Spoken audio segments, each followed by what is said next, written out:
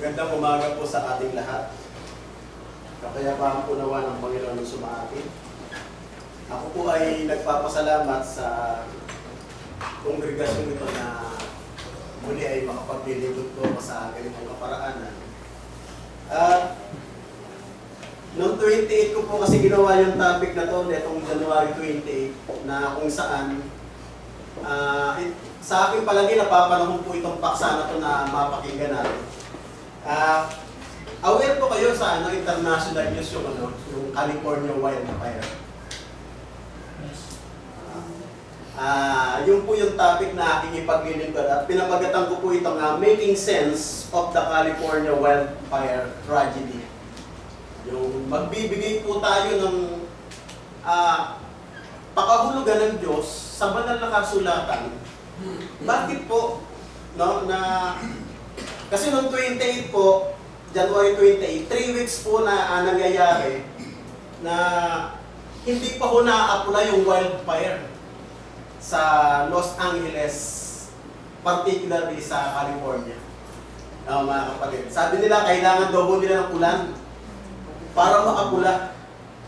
Sapagkat, nagsimula po yan January 7, kung kayo po aware po sa ano na yan, yung wildfire na yan. So, from January 7, nung ginagawa ko po ito, nire-repaso ko po itong topic na to, nung January 28, it's almost 3 weeks.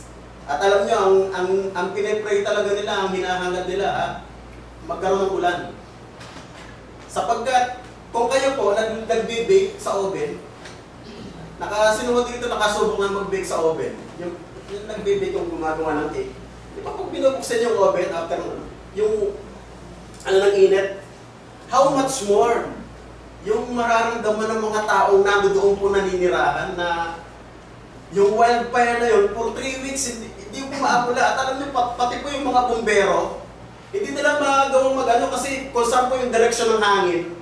Alam niyo naman kung saan po yung direksyon ng hangin, doon papunta yung apoy.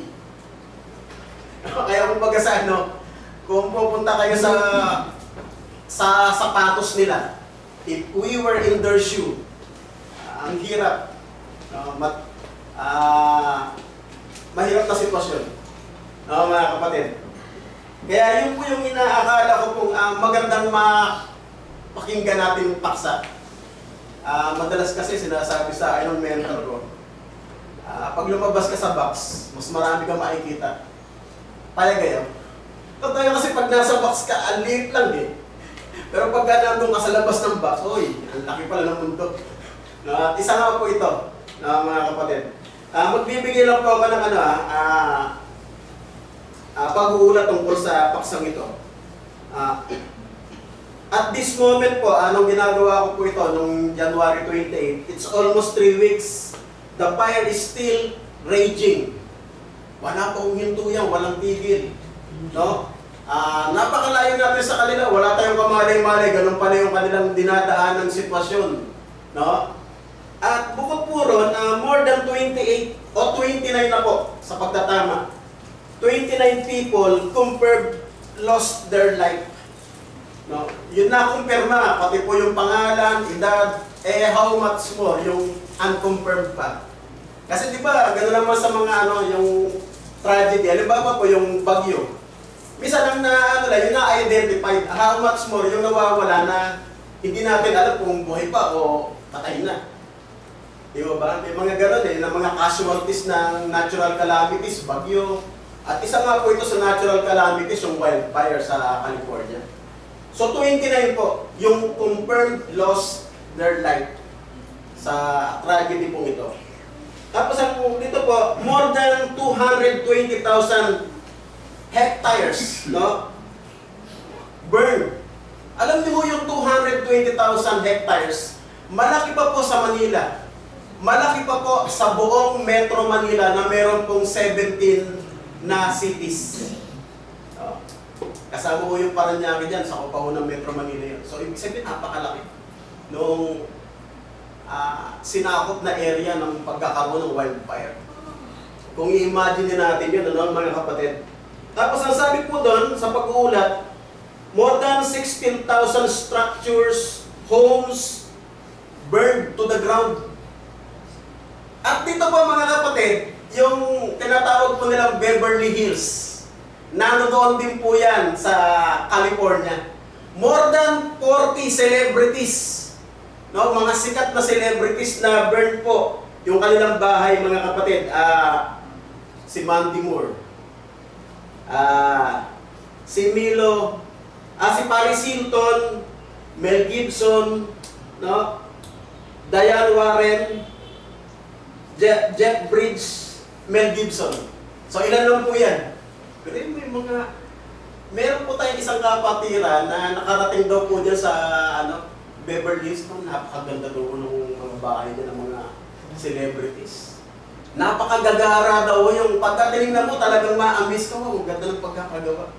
At alam ko, one time, nung na-captured po ni Manny Pacquiao yung 7th Division, nung matalo po niya si Miguel Cotto, bumili po siya dyan ng property sa Beverly Hills. Mabuti na lang na-ibenta niya. No, mga kapatid. So, yun po yung laman ng pag-uulat nila. And then, what can we glean from this tragedy? Ano daw po yung dapat nating makita, matanaw sa trahedyang ito na nangyari po sa California, sa Los Angeles, mga kapatid? Ano daw po yung dapat nating makita? Ang unang talata po ng aking babasahin ay nandoon po sa ikalawang sulat po. Ikalawang pangkalahatang sulat ni Apostol Pablo sa mga mananampalatayang nasa pangangalat po nung panahon na nasako po sila ng Roman Empire. Ito po ang nilalaman. Ang sabi po niya, "But the heavens and the earth, which are now by the same word, are kept in store." Sabi niya, "revered unto fire." Inihahanda daw sa apoy. Mga kapatid. "Against the day of judgment and the perdition of ungodly men." Sunod po sa verse 10, "But the day of the Lord will come as a thief." Gaya daw ho ng magnanakaw. At alam mo ninyo, mga kapatid, real talk, wala akong magnanakaw magsasabi sa'yo, "O sister," halimbawa sister Julie, nanakawang kita alas 7 ng gabi eto pecha, wala magnanakaw na gano'n, hindi nagpa-police blatter ka kagad. Di ba ang magnanakaw, walang sabi-sabi. Unexpected kung kailan ka nanakawan. Alam nyo, sa sobrang sasama na ng mga tao ngayon, sa sobrang sasama, biruin mo, tarik na tarik yung araw ng hold up. Nung araw mo yung hold up, ginagawa pag madilim. Tama? Pero sa sobrang sama na ng tao ngayon, grabe. Kahit na tirik yung araw, kitang-kita yung mukha nila, nangu-hold up. Diba? Minsan nga, naipopost pa nga sa FB kung paano sila hinold up at kitang-kita yung mukha. Diba? Ibig sabihin, gano'n nakasama yung tao ngayon. Nung araw kasi pag hold up yan, sa madilim Kasi hindi ka kagad ma-recognize Ngayon, diba? Diba ang kasamaan ng tao ngayon? Grabe. Payag kayo? Diba totoo yan? Kaya sabi ko, no? "But the day of the Lord will come as a thief in the night, in which the heavens shall pass away with a great noise, and the elements." Gusto ko pong bigyan din ito. Alam niyo po sa periodic table, 118 po yung elements. 94 po natural. Yung 25 or 24, synthetic na nakukuha pag inano lang sa laboratory. No? Lahat daw ho yan, ang sabi, will be burned in fire. So wala akong matitira. Sa araw na yun, sa araw ng paghuhukom. Sabi, "And heaven shall pass away with a great noise, and the element shall melt with the fervent heat." Sa matinding init. Sabi ho ng Biblia, "The earth also and the works that are therein shall be burned